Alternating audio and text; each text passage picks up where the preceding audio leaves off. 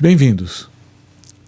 Hoje, mais um episódio da Fábrica de Mentes Inquietas, com a nossa convidada, doutora Ida Fortini, que é nossa colega lá do HC. Ela é doutora em neurologia pela própria faculdade, tem uma predileção, vamos por assim, por cefaleias, por dores de cabeça, por enxaquecas, e ela vai destrinchar um pouco mais esse assunto com a gente, mas já tem um passado também, né, em urgência neurológica e na clínica neurológica de modo geral. Então, nós vamos focar um pouco mais hoje nessa questão nesta dor de cabeça, que são as dores de cabeça. Né? Em vários sentidos, né? Em vários sentidos. Você quer dizer como é que foi o seu caminho até aí? Então, na verdade, né, eu iniciei logo depois da residência a trabalhar com o professor Manuel Jacobsen Teixeira. Então, ele é o fundador do grupo de dor lá, né, do Hospital das Clínicas, e eu trabalhava com ele, inicialmente fora do HC, mas depois também lá atendendo no grupo de dor. E fazendo logo que em seguida, depois de alguns anos, foi inaugurado, né, a Liga de Cefaleia, pelo professor também, né? E aí eu já comecei a participar desde praticamente a fundação da Liga de Cefaleia. Então, isso já foi em 87 a fundação. E eu participo desde desde mais ou menos 1990. Então, depois é uma experiência grande, né, Ida? Fui continuando, né? E hoje em dia não faço mais a parte de dor em geral, mais restrito ao atendimento das dores de cabeça e também outras algias e neuralgias cranianas também, né? Uhum. Mas o nosso foco, embora HC tenha características diferentes de outros, nosso ambulatório de dor de cabeça no HC, ele tem características diferentes de outros serviços, porque, de modo geral, muitos lugares que atendem dor de cabeça basicamente se restringe a atender cefaleias primárias. E no HC nós temos uma infinidade de pacientes com doenças de diversas naturezas e que também tem dor de cabeça, e às vezes a dor de cabeça dele tem a ver com o quadro de base, não é né? Então, nós temos também um grande contingente de pacientes com cefaleias secundárias, coisa que a maioria dos serviços que atende cefaleia não tem, né? Então, por exemplo, eu falei em cefaleias primárias. Eu vou explicar o que é. É melhor, porque deve ter gente lá que está então, para nós, cefaleias primárias são dores de cabeça causadas por alterações funcionais, bioquímicas, né, de alteração de redes neurais, enfim. Não tem nenhuma lesão estrutural que justifica a causa da cefaleia. Então, é uma dor de cabeça que não é causada por um processo infeccioso, não tem um tumor, não tem um aumento de pressão, não tem uma causa estrutural, e é por alterações funcionais. Então, os exames normalmente que se usa para investigar são negativos. Você vai fazer ressonância, sempre vai ser negativo, porque isso é um problema que você não vê no exame. É como funciona o sistema, né?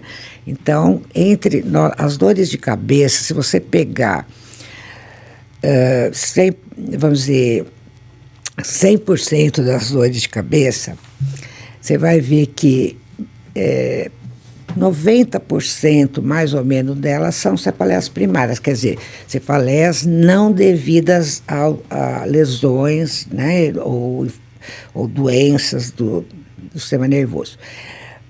E 10% são são devidas a causas secundárias. Porém, logicamente que essas são as mais preocupantes do ponto de vista de doença. Não estou absolutamente menosprezando quer dizer, o impacto que uma dor de cabeça primária tenha numa pessoa.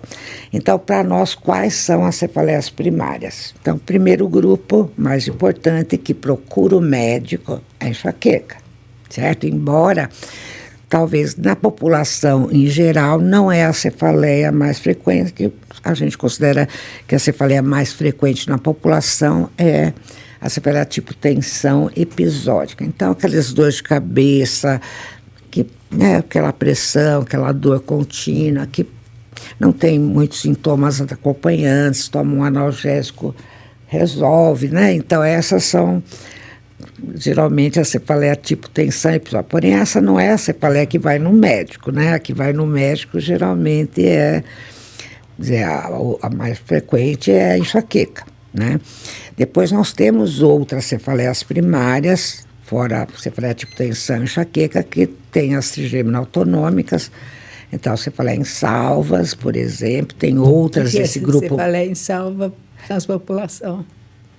O que é cefaleia em salva? Cefaleia em salvas é um tipo de dor de cabeça que vou dizer que é bem mais rara, acontece mais em homens do que em mulheres, embora numa proporção mais ou menos de 3:1, 3 homens para cada mulher. É uma dor, como o nome diz, porque ela é uma trigêmea autonômica. Então, é na região do trigêmeo e acompanhada por sintomas de alteração do sistema nervoso parasimpático e simpático. Então, a característica são dores muito intensas, unilaterais, sempre unilaterais. A gente sempre refere a dor só de um lado, né? E junto com a dor apresenta algum sintoma, tipo hiperemia da conjuntiva, lacrimejamento ou semiptose palpebral, obstrução nasal, rinorreia. Não precisa ter tudo, né? Basta alguns desses sintomas acompanhando a cefaleia. Normalmente, fora a hemicrania contínua, que é uma desse grupo que é de longa duração, ela é contínua, né? A cefaleia em salvas é a mais longa desse grupo, a duração, excluindo a hemicrania contínua. E as dores, os episódios de dor duram de 15 minutos a 3 horas, habitualmente. E o paciente tem várias crises de dor num determinado período. Então, ele tem tipo 1 mês, 2 por ano, que ele tem seguidamente esses episódios. Pode ser desde 1 a cada 2 dias até 8 por dia, porque como são dores curtas, vamos dizer que a dor dura 40 minutos. Mas é uma dor de uma intensidade muito, muito forte, né? Muito impactante. O paciente fica agitado na hora da dor, coisa que é bem diferente da enxaqueca. E o tratamento também é diferente, né? Então, você precisa reconhecer. Como cefaleia é difícil, por quê? Porque nós não temos marcadores biológicos para falar, não, se eu dosar tal coisa, daí isso é porque tal tipo. Na verdade, a gente depende exclusivamente de informações que o paciente fornece. Então o importante, isso eu sempre falo para os residentes, a história do paciente, né, é absolutamente fundamental. Você vai juntar os dados. Então, que hora começa, quanto tempo dura, onde dói, que característica que tem, né, quais são os fatores que determinam, se tem alguma coisa que alivia, não alivia, irradia, não irradia, tem sintomas acompanhantes. Então, a gente depende das informações para dar o diagnóstico. A gente, às vezes, pede alguns exames em algumas situações para descartar outras possibilidades, mas não para dar o diagnóstico, né? Porque o diagnóstico é clínico e é difícil, né? Porque você saindo se o quadro não é bem típico, né? Então, às vezes também depende. O paciente, às vezes, não fornece informações claras. Tem paciente que é difícil tirar os dados. Às vezes a gente tem pacientes que têm alguma deficiência intelectual, tem uma dificuldade de expressar, né, o que sente, às vezes muda as informações de uma, né, e aí a gente, às vezes, então, esse tipo de coisa dificulta um pouco.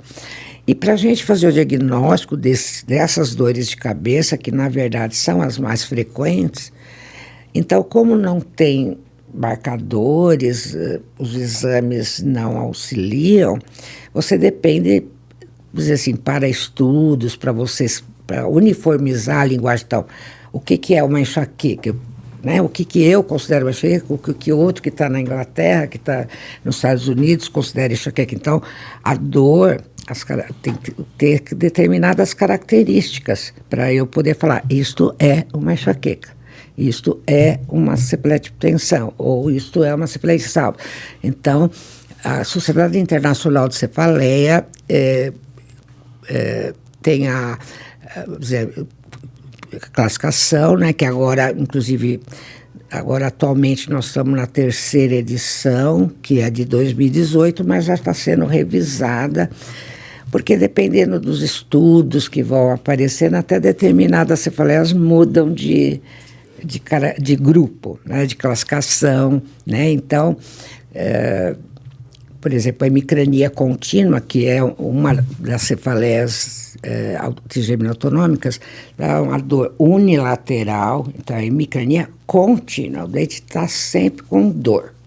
Ele nunca está zero de dor. Ele pode oscilar a intensidade, às vezes mais forte, mais fraca, mas nunca zero de dor. E quando ele tem, geralmente, às vezes, as sebações, ele pode ter algum sintoma que a gente fala de hiperfunção do sistema parasimpático, então, lacrimejamento, hiperemia conjuntival ou hipofunção simpática, então queda palpebral, diminuição da pupila, então, assim, essa cefaleia na classificação anterior, ela era do grupo 4, outras cefaleias primárias. E na de 2018 se viu que, na verdade, ela é uma trigêmina autonômica. Então, mudou de grupo. Agora, ela faz parte das trigêminas. Então, porque são critérios clínicos, né, então... Para o diagnóstico é conforme difícil. Você vai aumentando o entendimento, né, pode se modificar. Tem coisas muito interessantes, mesmo isso não é estático, isso é dinâmico, porque de acordo com os estudos, com tudo que você vai aprendendo, vai, às vezes, modificando, né, a sua percepção a respeito de um problema. Então, por exemplo, tinha na classificação anterior hemiplegia alternante da infância, como um síndrome que pode acontecer, que seria uma manifestação de enxaqueca. Ela mudou agora, tirada dali, né? Foi posta agora em outra seção, né? Então, assim, não é só enxaqueca, certo? Enxaqueca é o que é mais frequente, é o que a gente mais vai atender, na verdade, mas tem outras e é importante fazer esse diferencial, entendê-las para tratar adequadamente, porque muda, o tratamento é diferente. A enxaqueca, ela fica mais, a pessoa não consegue ver luz, né? Então, barulho, luz, essas coisas. Então, assim, né, na verdade, a enxaqueca, a dor, se caracteriza por episódios de dor de longa duração. Então, as crises de enxaqueca, que se considera uma crise normal, entre aspas, um episódio de dor que dura 4 a 72 horas. Frequentemente, dor pulsátil ou latejante, né? Intensidade moderada ou forte. Isso é muito importante. Enxaqueca muitas vezes é incapacitante. A pessoa não consegue fazer atividade. Ela piora com o movimento. A pessoa procura ficar parada. Qualquer coisa que ela ela vai fazer abaixar a cabeça, levantar a cabeça, subir uma escada, tudo piora a dor. Então, qualquer coisa gosta de ficar... Ou até ele nem se movimenta para não piorar, né?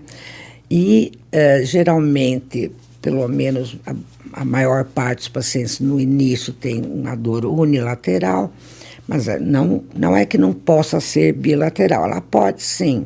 Então, na verdade, tem que fazer uma combinação dessas características para a gente poder classificar. E, além disso, ela geralmente tem sintomas que a gente chama sintomas acompanhantes. Então, o mais frequente é intolerância à luz, né? Fotofobia, intolerância à luz, ou intolerância também a ruídos, fonofobia, e náuseas, né?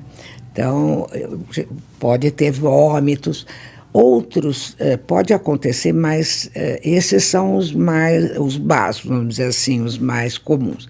Existem outros, por exemplo, intolerância a odores, osmofobia, que é um sintoma muito, vamos dizer, característico de enxaqueca, porém nem todas as pessoas que têm enxaqueca têm osmofobia, só 30%.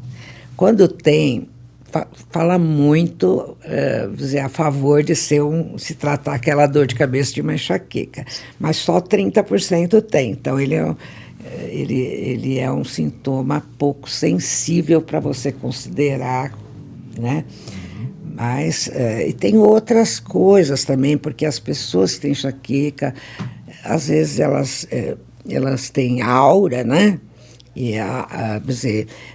cerca de 25% a 30% das pessoas que têm enxaqueca têm aura. O que é aura para nós?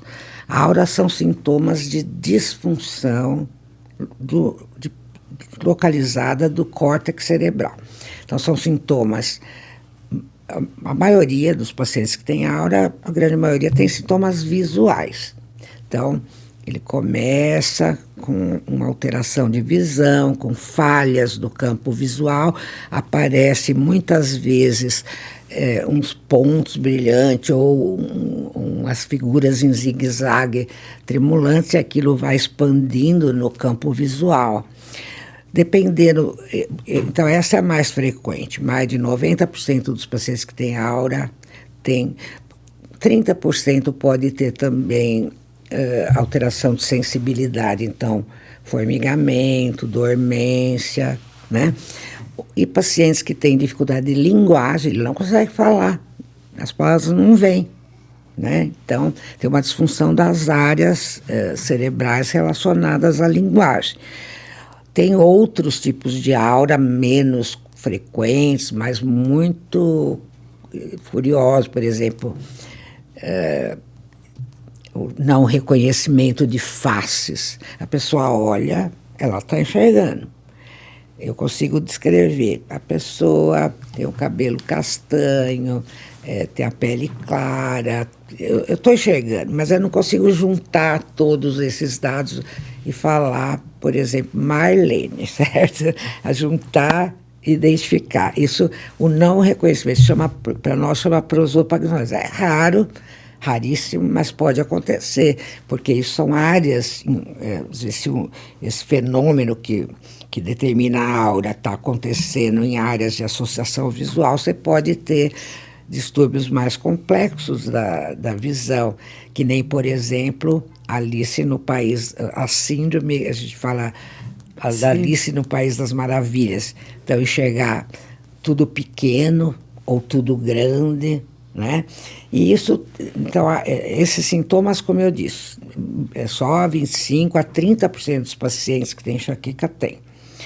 E duram quando tem uma duração típica, a gente considera entre 5 minutos e 1 hora, né? Mas tem vários outros tipos também de alteração. E muitas vezes a pessoa refere um embotamento, assim, um enevoamento. A gente fala o brain fog, né? Um cérebro cansado. Assim, fica com dificuldade de pensar, de raciocinar. E isso pode, mesmo que às vezes a pessoa já acabou a crise, ela pode persistir horas ainda com dificuldade de atenção, com essa sensação. E o que é isso? Nós chamamos de pós-dromo, né? A fase de resolução, que é depois da dor de cabeça. E isso pode durar até dias, né? E, então, mas assim, é específico da dor de um tipo de dor de cabeça ou de uma enxaqueca? Geralmente enxaqueca é que tem isso, né? Os pós-dromos. Os sintomas pós-drômicos, né? Então, alteração da atenção, alteração de humor, né? Esse cansaço, essa sensação de enevoamento cerebral, né? Pode durar dias. Enxaqueca não é só aquela dor.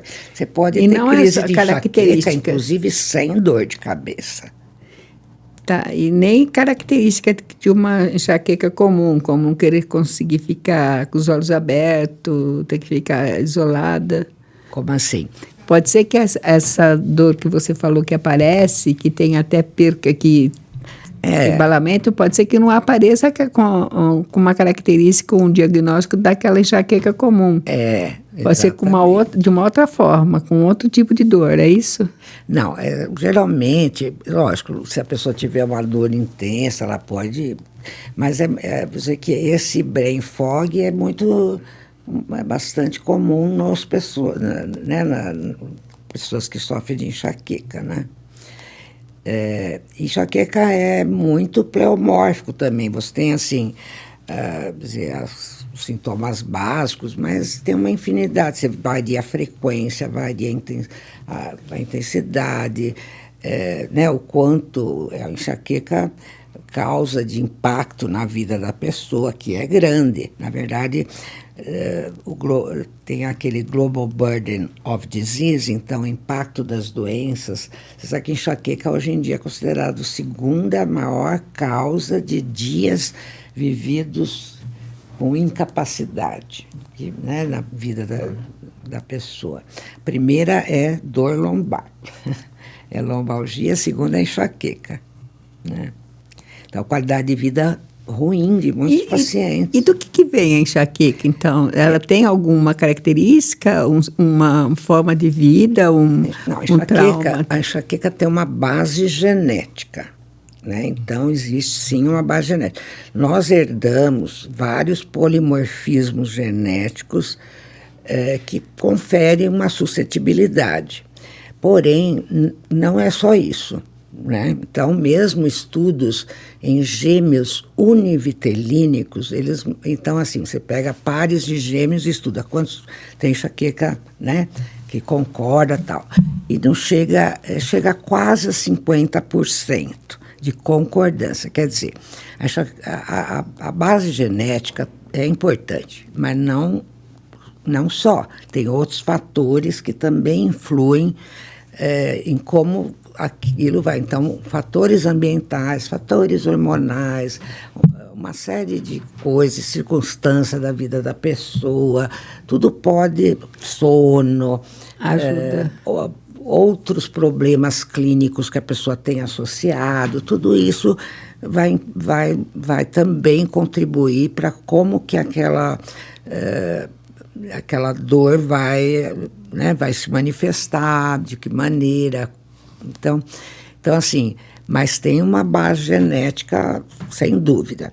Embora a enxaqueca comum, vamos dizer assim, não tem um gene determinante. A enxaqueca é uma herança poligenética. Tem alguns tipos de enxaqueca raros, que são familiares e que têm uma herança monogênica definida. Mas esse elas são multifatoriais. Então, como, por exemplo, a enxaqueca hemiplégica familiar. Então, esses têm genes definidos. Mas a enxaqueca comum são inúmeros polimorfismos. Tem esses estudos que eles chamam Genome-Wide Association. Então, já mais de 168 polimorfismos associados, né, que pode conferir uma suscetibilidade. E são polimorfismos de genes envolvidos por exemplo, na função de canais iônicos, vias de dor, neurotransmissores, função vascular. Então, sabe assim, por isso que você pode imaginar a variação que pode ter, né, de acordo com os polimorfismos que você herdou, né?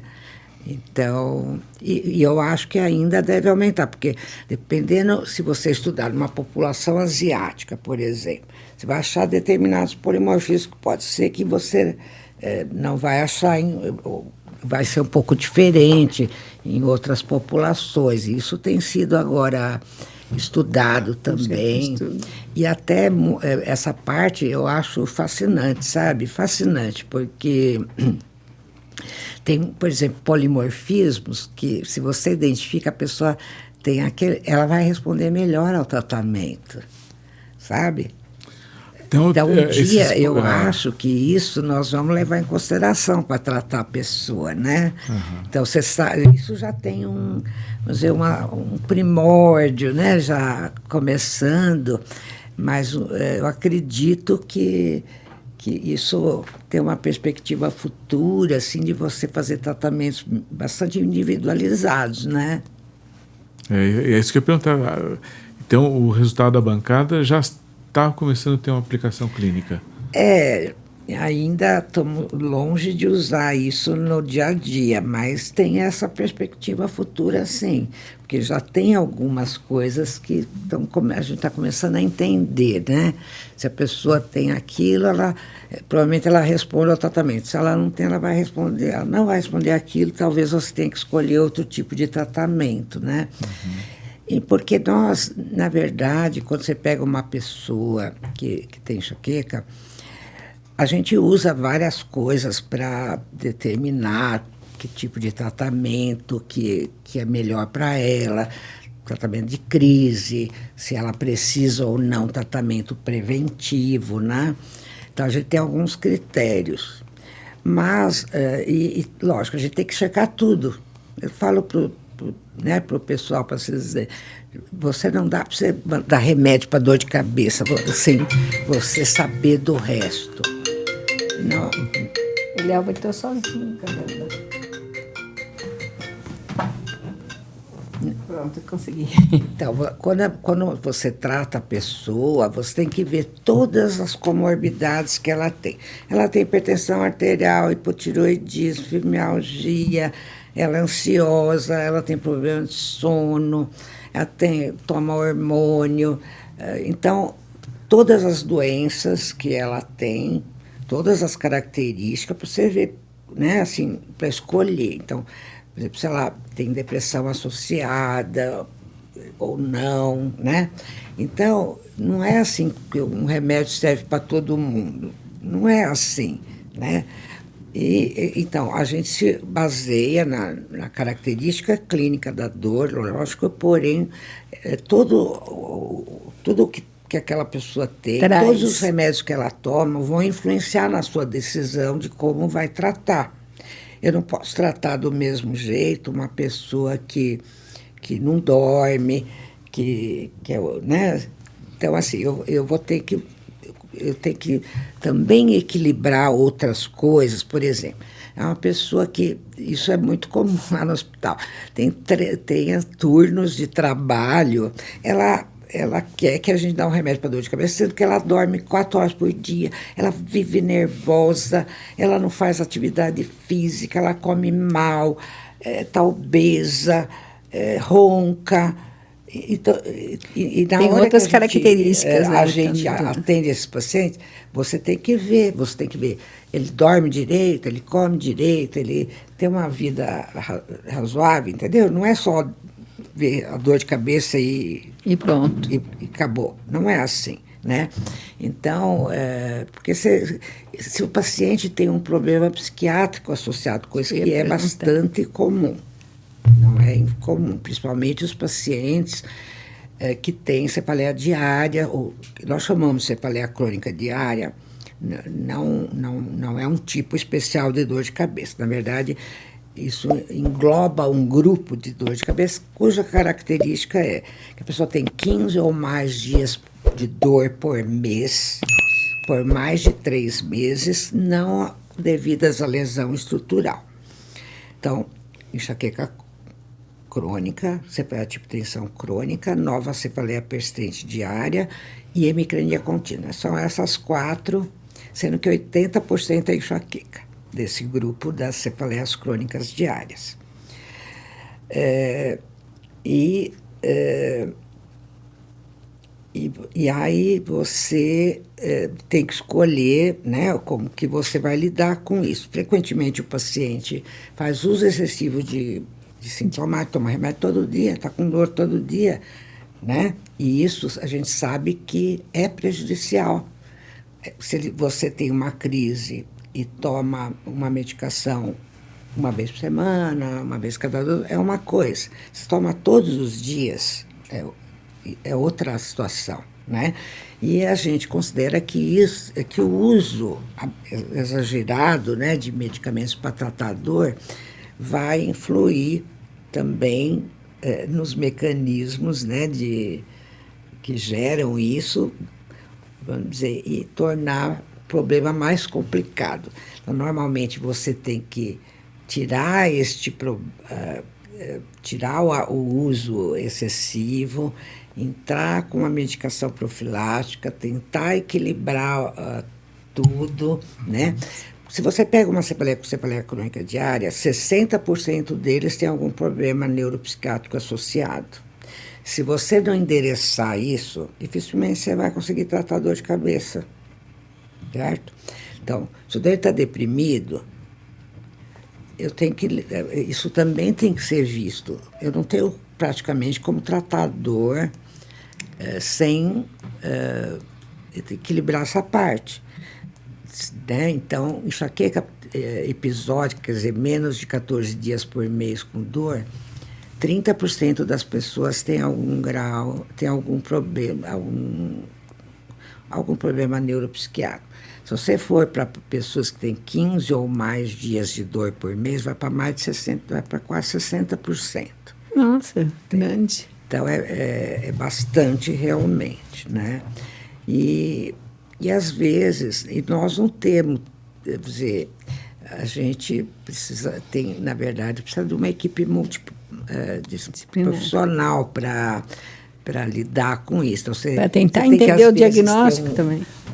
Um psicólogo, um psiquiatra, um fisioterapeuta, porque às vezes tem problemas também musculoesqueléticos, fibromialgia associada, não é nada incomum, né? Porque quando o paciente, por exemplo, tem uma enxaqueca, ele tem maior probabilidade de ter outras síndromes de dor crônica associada. Então, dor pélvica crônica, síndrome do intestino irritável, lombalgia crônica. Por quê? Porque nesses pacientes os temas de dor têm alteração. Então, tudo que causa dor fica mais facilitado, vamos dizer assim. Então, é muito comum fibromialgia, né, associado nesses pacientes, lombalgia crônica, né? Então, outros síndromes dolorosas crônicas são muito comuns. Eu falo que enxaqueca é que nem um iceberg. Porque, assim, né, você tem o paciente vai lá com a dor. Aí você vai ver tudo que está por debaixo, tudo que está associado, outras doenças. Porque fora os quadros neuropsiquiátricos, a enxaqueca tem polimorfismo genético compartilhados com várias outras doenças. Então, por exemplo, você pegar enxaquecoso, uma pessoa com enxaqueca, ela tem uma maior probabilidade de ter epilepsia também, e vice-versa, certo? Não que uma afecção cause a outra, mas elas vêm associadas com uma frequência maior do que seria esperada por associação ao acaso. Enxaqueca e transtorno do humor, enxaqueca e transtorno ansioso, enxaqueca e doenças e doenças imunológicas. Então, por exemplo, síndrome de Sjögren, artrite reumatoide, são mais frequentes. Esclerose múltipla, tem uma relação. Então, doenças de várias naturezas são comórbidas, enxaqueca, hipotireoidismo, né? Hipertensão arterial. Então, e tem uma base genética compartilhada, né? Crohn, síndrome de intestino irritável também, né? É muito interessante o estudo das comorbidades de enxaqueca. E isso também fornece um insight assim, na fisiopatologia, né? Quando você analisa as condições comórbidas. E nós temos que lidar com elas também, né? Então, não é só uma dor de cabeça. Não é. São vários tipos, né? Há uma preocupação da população, né? Depois que o nosso presidente caiu, levou um tombo e deu aquele negócio no cérebro dele, existe... O nosso presidente, o Lula. O Lula, sim. Quando ele caiu e todo mundo começou... Subdural, O que é isso, né? Essa dor de cabeça que acabou levando o cara? O que aconteceu aí? Esse daí tinha dor de cabeça, uma cefaleia secundária. Secundária é uma lesão intracraniana. Ele teve um quadro que é comum, mais comum em pessoas depois de uma certa idade, porque, então, tem na hora de um trauma, às vezes é um trauma até pequeno, não é nem um trauma tão grave, você tem ruptura de veias em ponte, né, entre o córtex e a dura, e as meninges, e aí vai formando uma coleção sanguínea debaixo da dura mater, por isso que chama subdural, né, e é uma causa de dor de cabeça. Uma coisa que eu sempre falo, né, que então, essa é uma cefaleia secundária, não é uma dor primária, ela tem uma causa estrutural. Então, você tem uma meningite, você tem dor de cabeça, é uma causa estrutural. E como que a gente pensa nessas dores de cabeça? Assim, como identificar isso? Aneurisma, por exemplo. Aneurisma também tem uma dor de cabeça. Sim. Então, na verdade, a gente ensina que tem a lista que a gente chama dos fatores de alarmes, né, para cefaleias secundárias. Então, tem que a gente tem um acrônimo que nós chamamos, é o SNOOP. O SNOOP, então, são as iniciais dos problemas em inglês, né? Uhum. Então, S de problema sistêmico. Então, se a pessoa tem qualquer doença sistêmica, supõe, ela tem um paciente que tem um câncer. Ele começa com a dor de cabeça, isso é sempre uma bandeira vermelha para nós, que a dor de cabeça pode estar associada à doença que ele tem. Então, ele tem, por exemplo, lúpus também. Ele tem AIDS. Então, qualquer problema clínico sistêmico, você tem que ver. Então, é um sinal de alerta no paciente. Então, o N, que seria do SNOOP, problema, qualquer sinal neurológico focal acompanhando a dor de cabeça. Então, ele tem uma paralisia, ele tem uma alteração visual, ele tem um quadro vertiginoso. Então, qualquer sintoma neurológico, tem uma convulsão, já é um alerta grande, né? Depois tem o O, certo? SNOOP. O de onset. Então, o início da cefaleia. Então, cefaleia de início abrupto. A cefaleia atinge um pico, poderia...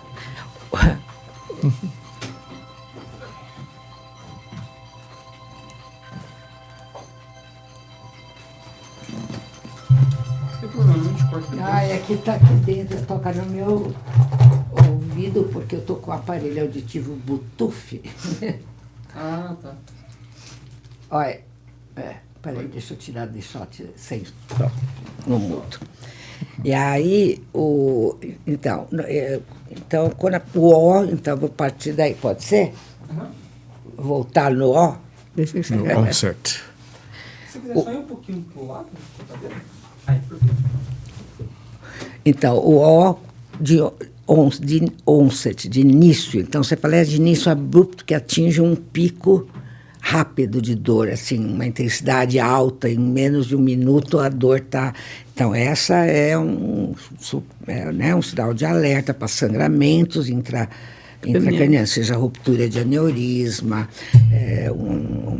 um acidente vascular cerebral hemorrágico, né, uma ruptura de malformação, um sangramento. Então dor assim, que atinge uma forte intensidade imediata, assim. Então, isso é muito preocupante para nós. Né? Ela não vem silenciosamente, ela não acontece, assim, algumas dores, ela Sim, vem... tem Como dor que dá para perceber isso? Que chega lá problema. Uma dor com essas características, ela é muito preocupante. Né? Isso no pronto-socorro é muito importante. Outra coisa é quando acontece, vamos dizer, cefaleias de início recente. Então, a pessoa não era uma pessoa que tinha dor de cabeça e, de repente, ela passa a ter. Isso é um sinal de alerta que a gente vai ter que pesquisar. Exames para descartar várias coisas. Por exemplo, ou mesmo que a pessoa tinha dor de cabeça prévia, ela tinha uma enxaqueca desde a adolescência, mas, de repente, ela começa a ter uma dor diferente. Você tem que ir também, né? Então, você vai também. Ou então, older. Então, pessoas com dor de cabeça que começa, pessoa com mais de 50 anos. Sempre é um sinal de alerta. A chance dela de ser uma cefaleia secundária aumenta muito, né? E o P. O P a gente fala, então, de dor progressiva. Então, vai piorando. O P, papiledema, edema da papila, então sinal de hipertensão intracraniana.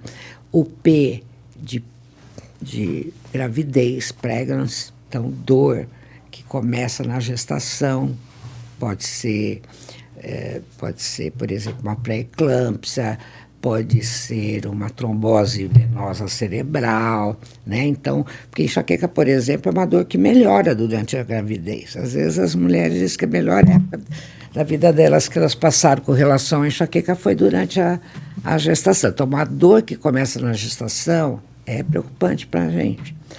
E P também de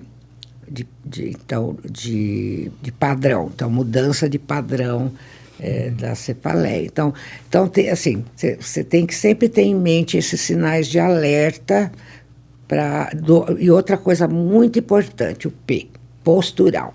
Então, cefaleias que são influenciadas por modificação da postura. Então, por exemplo, a pessoa está deitada, não tem dor, levanta, tem dor. Isso, para nós, é altamente sugestivo de síndrome de hipovolemia licórica, né? Então, assim... O que quer dizer isso? Esse palavrão? Quer dizer, alteração, diminuição da pressão do líquor, né? Então, às vezes tem uma fístula, né? E a pessoa tem uma cefaleia que piora. Então, ela está deitada, ela melhora, quando ela levanta, ela piora da dor. Então, a gente sempre checa alterações da pressão intracraniana nessa situação, né? Ou, ao contrário, por exemplo, a pessoa tem dor de cabeça e que piora quando ela deita. Isso, para nós, é mais sugestivo de hipertensão intracraniana, né? Então, esses detalhes todos a gente tira na história, né? Qualquer anomalia saber, né? Do exame neurológico associado à dor de cabeça é indicativo de fazer exame para investigar, né? E quando exame de imagem, né? Sim. Que é o principal, né? Imagem, mas se uma cefaleia de recente, imagem normal, às vezes tem que fazer líquor, você tem que checar se não tem uma mengite crônica, né? Associado. Então é assim, na verdade você tem que fazer uma boa história, muito boa história, com um inventário de tudo quanto é medicamento, porque às vezes o próprio remédio que a pessoa toma influencia. Às vezes a pessoa toma remédio para outro problema e aquele remédio facilita a dor de cabeça, né? E como que a pessoa deve diferenciar quando tem que procurar um especialista, um neurologista, quando as suas dores de cabeça aumentam? Ou quando está com dor de cabeça? Porque muitas vezes a pessoa vai lá e toma um remédio, então, dá uma passadinha, mas né? não dá atenção. Assim, Essas dores. Isso tem estudos mostrando o quanto os médicos dão diagnóstico. Na verdade, boa parte das vezes que a pessoa ela recebe o diagnóstico de cefaleia. Pô, não, né? Assim, específico, não tem nada. Então, lógico, a pessoa começa a ter crises que atrapalham a vida dela, que não cede facilmente, aumenta a frequência, ela às vezes tem que ficar procurando PS. Então, ela na verdade, ela teria que procurar uma ajuda. A gente sabe que, na verdade, o percentual de pessoas que justificaria ter um tratamento preventivo é alto e a percentual de que realmente tem é baixíssimo. Né? E interessante você falar isso. E quando a pessoa acaba somatizando, psicossomático em relação à dor de cabeça, que é uma forma... essa situação, porque como a dor, nós não temos como secar, não né? tem O quanto a pessoa está sentindo de dor. Então, nunca dá para afirmar 100%, certo? Que aquilo é uma manifestação. Às vezes tem algum indício que pode ajudar. Então, ela tem outros sintomas de somatização associado, né? Vem com um quadro que você vê que neurológico, que não tem uma possibilidade daquilo ser realmente causado por alteração do sistema nervoso. Então, é um tipo de marcha que é muito diferente, muito, né, assim, não caracteriza nenhum quadro neurológico. Então, assim, mas vai ser por outros indícios, e mesmo assim nunca vai dar, porque também uma coisa importante, isso muito importante, é que mesmo as pessoas que somatizam, boa parte tem problemas orgânicos, certo? E isso que é o difícil para nós, porque não quer dizer que porque ela tem qualquer quadro funcional, por exemplo, que ela não tenha nenhuma doença, ela pode embelezar. Ela tem um problema, porém, né, faz um monte de sintoma, e isso na neurologia é importante para nós, e nós sabemos que boa parte dos pacientes que somatizam tem, na verdade, um problema neurológico também real associado. Então, nós temos que tomar o maior cuidado com esse tipo de paciente. Né? Então, fazer, é funcional. Não pode, mesmo que ele seja funcional, ele pode ter problema neurológico, sim. Né? E não, então eu falo, esses são difíceis, porque a chance da gente errar é alta também, né? E a chance de errar entre primária e secundária também é alta, né? Também é.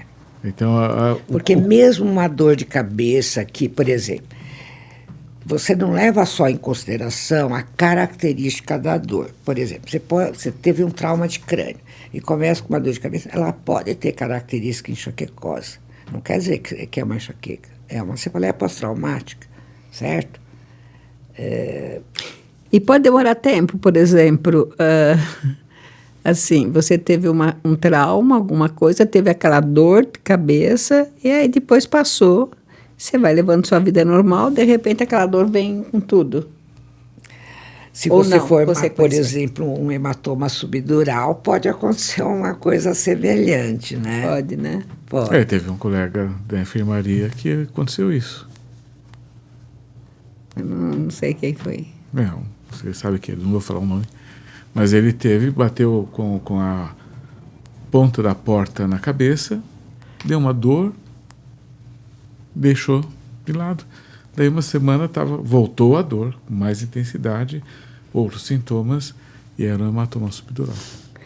Porque isso acontece com muita frequência. Muita frequência. Porque bater cabeça... Então, de repente, se aquilo começa a progredir, você vai ter que estudar, vai ter que fazer uma tomografia, uma ressonância, para ver se não aconteceu alguma coisa. E às vezes a pessoa nem lembra do trauma. Nem lembra. lembra. Porque às vezes é um trauma, que nem eu mesma aconteceu com a minha tia. Embora dela não foi propriamente dor de cabeça a manifestação. Ela estava passando roupa e de repente sentiu o braço fraco. Ela mora perto do HU. Ela foi lá e fizeram uma tomografia, um subdural crônico. Aí, mas com sinal de agudização. Então tinha uma parte que sugeria um sangramento recente. Ela foi lá para HC. Todo mundo ia perguntar, mas quando a senhora bateu a cabeça? Não, eu não bati a cabeça. Perguntei várias vezes, todo mundo que atendeu, a senhora bateu a cabeça? Não. E ela foi operada, tudo. Depois ela falou assim para mim, ela falou, sabe que depois vocês insistiram tanto, fiquei pensando, meses atrás eu fui no supermercado e aí caiu algo e ela estava no caixa. E ela, quando ela levantou, ela bateu. Ela falou, olha, eu bati, eu fiquei até um pouco tonta na hora, mas depois passou, né? E essa não é uma história incomum, assim. Meses antes, né? E quando você vê, outro dia eu atendi um colega, não faz muito tempo, ele foi levantar e ele caiu da cama. Ele caiu da cama e depois começou com a dor de cabeça. Aí foi lá no consultório. Falei, não, daqui você vai fazer exame. Era um subdural. E era impressionante o tamanho e foi operado de urgência e tal. Então, assim, por isso, uma cefaleia nova. Então, tem tudo isso, né? Você tem o estímulo que gerou a dor de cabeça recente, não é verdade? Mas sempre acompanhado de uma dor de cabeça. Por exemplo, esse cara que caiu da cama, ele estava com dor de cabeça? Estava com uma dor de cabeça. Porque existe também aquela questão de labirinto, né? Que dá uma... Não tem nada a ver. Mas aí você vai pensar em outro tipo de coisa. Problema, né? Uma coisa que eu sempre... que atendo lá no consultório, todo mundo que tem dor de cabeça, que sofre dor de cabeça, tem muita fantasia. Fala, ai meu Deus, eu estou com tumor cerebral, aneurisma, né? Na verdade, aneurisma não, só dá dor de cabeça praticamente quando sangra. Excepcionalmente pode dar alguma manifestação prévia ao sangramento. Geralmente quando são aneurismas gigantes que está comprimindo alguma estrutura nervosa, porque geralmente a primeira manifestação é o sangramento, né? Então, não é a dor de cabeça, que todo dia a pessoa tem dor de cabeça, isso não é aneurisma. Você pode até fazer exame e por acaso achar um aneurisma que não tem nem nada a ver com o parto. E não é incomum você fazer ressonância e achar lá um pequeno meningioma, tumor benigno, que não está fazendo nada lá. Foi um achado de exame, porque a dor de cabeça não é por causa daquilo, né? Então não é porque você achou que tem a ver, né? Você tem que fazer a correlação clínica. E também outra fantasia, que a pessoa fala, estou com um tumor cerebral. Então, você pegar os tumores cerebrais, veja, 70% dos pacientes que têm tumores cerebrais vão ter dor de cabeça em alguma fase da sua evolução. A maioria dos tumores cerebrais não começa com dor de cabeça.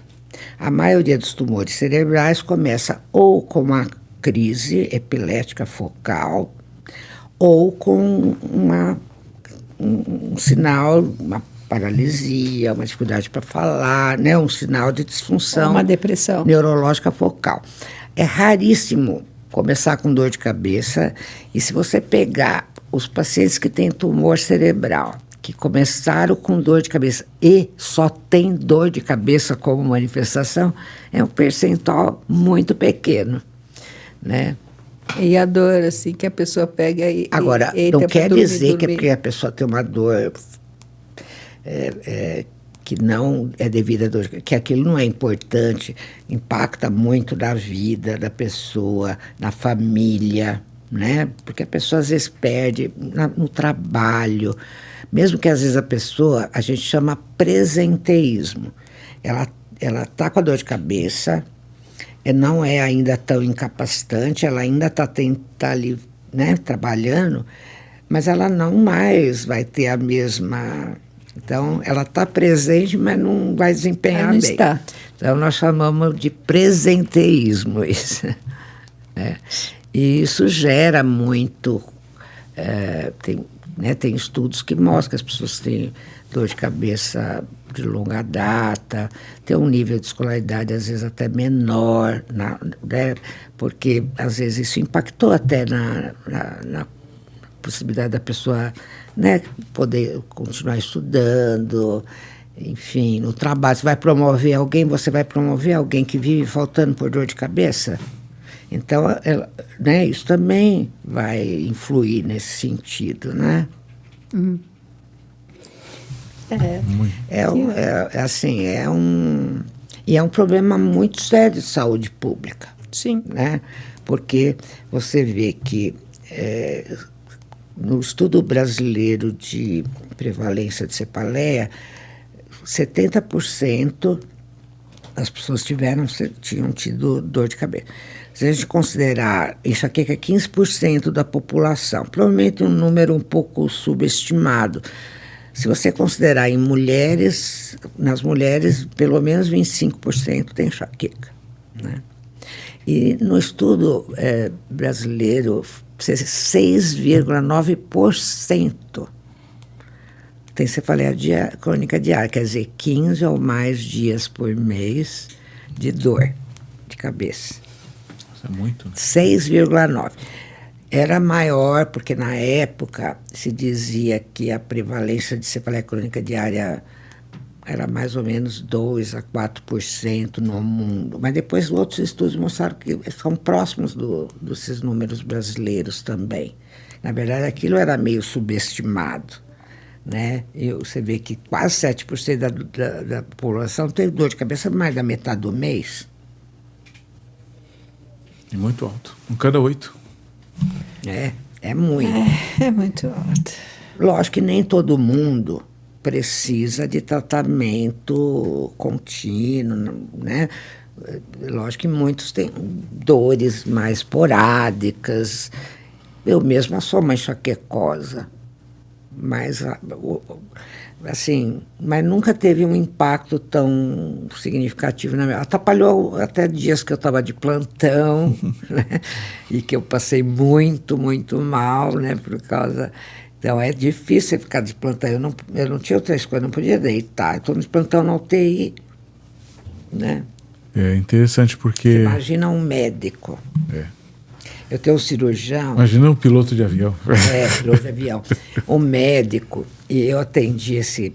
Ele é um ótimo... Ele opera a coluna. Cefaleia diária há 30 anos. E ele não tomava medicamentos profiláticos, porque tudo dava sono. Tudo, ele tinha muito, muito receio com isso, de tomar medicação, atrapalhar na concentração, para ele operar, enfim. E aí ele veio no consultório. Todo dia analgésico. Agora saiu, porque até pouco tempo nós não tínhamos remédios específicos para tratamento de enxaqueca. Tratamento preventivo. A gente tinha só para tratamento da crise, da dor, na hora da dor. E depois, né, foram desenvolvidos medicamentos específicos para a enxaqueca, que são imunobiológicos, né, os anticorpos monoclonais para a enxaqueca. E logo quando ele veio, a gente já estava aqui com eles no Brasil. Eu falei, olha, eu acho que para você é muito adequado esse tratamento, porque ele não causa nenhum tipo de sedação, né? Você vai aplicar uma vez por mês a injeção subcutânea, não é barato, o problema desses remédios realmente é o custo, mas eu posso te garantir que se você tiver uma boa resposta, você vai poder operar sem susto. E realmente ficou muito satisfeito, né? Porque funciona bem. Embora, como tudo, praticamente, que nós temos, não funciona para todo mundo. Então, são remédios muito bons. A maior parte dos pacientes tem resposta. Resposta quer dizer redução considerável do número pelo menos da frequência das crises ou do impacto, né, que aquela dor tem na vida da pessoa. Mas tem 25% mais ou menos que não tem resposta. Né? Como todos mesmo com isso. Então, assim, mas eu acho que isso é tratamento para todo mundo. Tem grupos de pacientes que iam se beneficiar bastante, realmente, porque tem paciente que, já, por exemplo, lá no hospital, que lá nós temos muitos doentes com muitas patologias, muitas. Tem transplantado, imunossuprimido, anticoagulado, sabe assim, faz tratamento em 10 especialistas. Hospital. Não é incomum lá, vem da psiquiatria uma lista gigante. E você vai botar mais um remédio ali para dor de cabeça. Não é fácil de achar. Eu não posso modificar a prescrição dos outros. Eu tenho que procurar não interferir. Se eu achar que é importante, alguma coisa não está adequada, eu tenho que sugerir a alteração da perguntar se é possível fazer aquilo, não é verdade? Mas eu não vou poder chegar lá e falar, você não pode tomar isso. Só se tiver uma coisa urgente, estiver passando mal por causa daquela situação. Senão você, né? Senão vai ficar, cada vez passando o médico muda de prescrição, né? Vai ficar. Nunca vai. Então é muito difícil. Não é fácil você lidar com esse tipo de situação. Então, por exemplo, para esse tipo de paciente, os monoclonais são muito bons, seria ótimo, mas nós não temos um serviço público. Agora parece que vai estar tendo uma consulta pública para, quem sabe, incorporar um dos monoclonais para enxaqueca no SUS. Seria maravilhoso. Maravilhoso. Nós estamos à frente. Oi? Nós estamos à frente. Os doenças inflamatórias já têm o aval bastante tempo. Tem, né? Para algumas doenças imunológicas. Pessoal da reumato, pessoal da dermatologia. Agora, quem sabe, seria, né?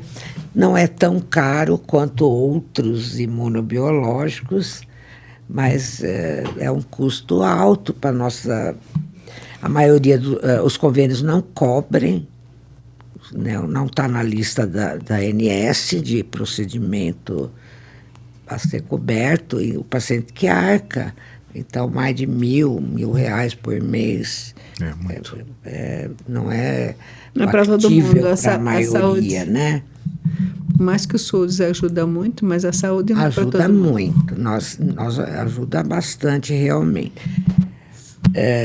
Outra coisa que a gente tem para também ajudar, principalmente nesses pacientes que são polimedicados, é toxina botulínica, que também o SUS não cobre a aplicação para dor de cabeça. Seria também, uma coisa boa, você pega um idoso, não tolera tudo quanto é remédio, passa mal, você já toma várias coisas, então aí é uma coisa que não vai interferir, né, ter outros efeitos adversos, não vai ter interação com as medicações, mas nós não temos. Seria também bom, porque, veja, se adequar, esse tratamento vai melhor para esse tipo de doente, esse tratamento vai melhor para esse tipo de paciente, né? Mas assim... realmente tem muito... acho que a doutora Aida deu um foco muito interessante, porque a anamnese precisa ser, né, a história precisa ser muito detalhada. A cefaleia é fundamental. E o tratamento é também muito individualizado, né? Nós estamos aqui numa situação... Dá para você falar, dor de cabeça, toma isso. Toma isso. Lógico, você vai errar, certo? Agora, se a cefaleia primária simples, o pessoal toma seu analgésico e resolve. Né? Mas se fica reiterado, se muda o padrão de aparecimento da dor, aí tem que fazer realmente uma visita. A gente tenta educar também os clínicos, né? Lógico que, vamos dizer, mesmo neurologistas, você sabe que o Brasil tem uma deficiência de neurologistas. Se você pegar nas grandes cidades é uma coisa, mas fora, na verdade, o número é insuficiente, né? Tanto que agora até aumentou o número de residentes da neuro. Quando eu fiz a residência eram 6 por ano, neuroclínica, né? E este ano já começaram 18 por ano. Poxa, que bom. Está na contramão do resto das residências, né? Porque a maior parte das residências, das melhores especialmente, a tendência tem sido ultimamente de redução. Né? Depois também, sim, nós temos bastante orgulho da nossa residência, sabe? Nosso departamento tem está classificado entre... É o Jacob ainda, hoje aposentou. Os melhores, nós estamos entre os melhores do mundo. Mas não é o Manuel mais, né? Jacob se aposentou? Aposentou. Ele é da neurocirurgia. Eu estou falando assim, é chefe de departamento, mas era da cirurgia. Então, da neuroclínica. E a nossa residência é muito boa, considerada a melhor mesmo do país. E a gente sabe que realmente os nossos residentes eles têm uma excelente formação. É lógico que a gente recebe, de modo geral, gente boa, porque você passa ali numa peneira. Sim, difícil. É uma peneira, para entrar não é tão fácil assim. Esse ano teve 100 e... eu não me lembro o número exato, mas... Mais de 100 candidatos. Assim, né? Então, assim, já passa nessa período. A gente recebe gente bastante boa. E a formação é muito boa mesmo, realmente é. Mas o HC é muito rico de paciente, de quadros, de especialistas, de subespecialistas. Então, até os residentes que vêm de fora, porque a gente recebe o pessoal que faz estágio voluntário, né, na neuro, vem pacientes da Bahia, da Piauí, de vários lugares, passa um período lá. Só, nossa, é que tem tanto ambulatório de neuro, ambulatório de músculo, ambulatório de epilepsia, ambulatório de demência, ambulatório de linguagem, sabe assim? Então você vai pegando ambulatório de esclerose lateral amiotrófica, ambulatório de neuroimune, ambulatório de PAC meningites. Tem ambulatório específico de PAC meningite no HC. Então,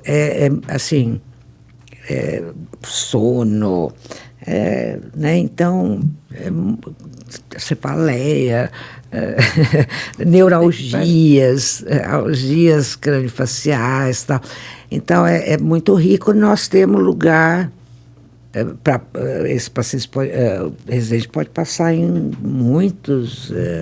Agora a gente está passando no HU também, né? Como interconsulta.